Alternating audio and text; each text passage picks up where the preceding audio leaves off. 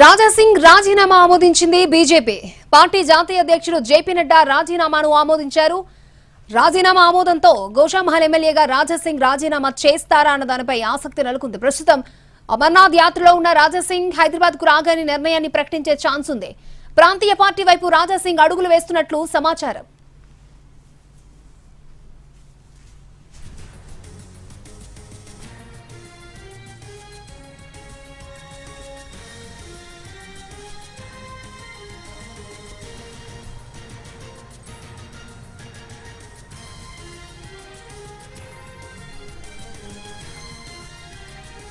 రాజాసింగ్ రాజీనామా ఆమోదించింది BJP. Party జాతీయ అధ్యక్షుడు జేపీ నడ్డా రాజీనామాను ఆమోదించారు. రైట్, పూర్తి డీటెయిల్స్ మా ప్రతినిధి మహేష్ మనకు అందిస్తారు. మహేష్, కొద్దిసేపటి క్రితమే బీజేపీ ఎమ్మెల్యే రాజాసింగ్ చేసినటువంటి రాజీనామాను కేంద్ర బీజేపీ ఆమోదించింది. ఈ మేరకు బీజేపీ జాతీయ ప్రధాన కార్యదర్శి అరుణ్ సింగ్ ఒక లేఖను కూడా విడుదల చేసినటువంటి నేపథ్యం. అదే కాకుండా అయితే రాజీనామాను ఆమోదిస్తున్నట్టుగా రాజాసింగ్ కూడా ఆ లేఖను అరుణ్ సింగ్ పేరుతో పంపించడం జరిగింది. అయితే జేపీ నడ్డా ఆదేశాల మేరకు రాజీనామాను ఆమోదించినట్లుగా దానిలో పేర్కొన్నారు. ఏవైతే గత నెల 30వ తేదీన రాజాసింగ్ పార్టీకి రాజీనామా చేశారో ఆ రాజీనామా కిషన్ రెడ్డికి ఇచ్చినటువంటి నేపథ్యంలో కిషన్ రెడ్డి రాజీనామాను కేంద్ర పార్టీకి పంపించారు. కేంద్ర పార్టీ పూర్తిగా పరిశీలించిన తర్వాత ఆ లేఖలో ఉన్నటువంటి ఏదైతే రాజీనామా లేఖలో ఉన్నటువంటి అంశాలన్నింటినీ క్షుణ్ణంగా పరిశీలించిన తర్వాత ఈ నిర్ణయం తీసుకోవడం జరిగింది. ఏవైతే రాజాసింగ్ లేఖలో పేర్కొన్న అంశాలు ఏవైతున్నాయో అవన్నీ కూడా పార్టీ లైన్ కు విరుద్ధంగా ఉన్నాయి, అవి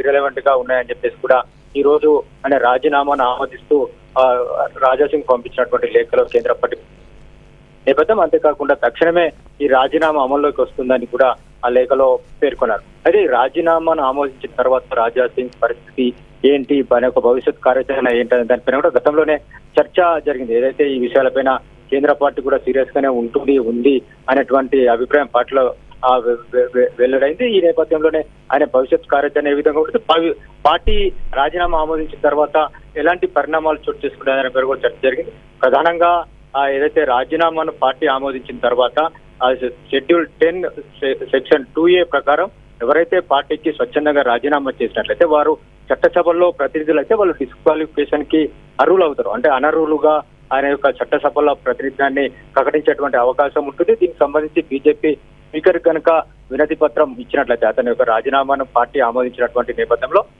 ఈ విషయాన్ని మీ దృష్టికి తీసుకొస్తున్నాం, తదుపరి కార్యాచరణ చేపట్టాల్సిందిగా స్పీకర్ కోరినట్లయితే ఆయన ఈ విషయాన్ని పరిగణలోకి తీసుకుని ఆయనను శాసనసభ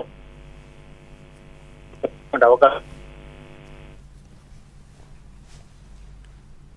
రైట్, ఓకే మహేష్.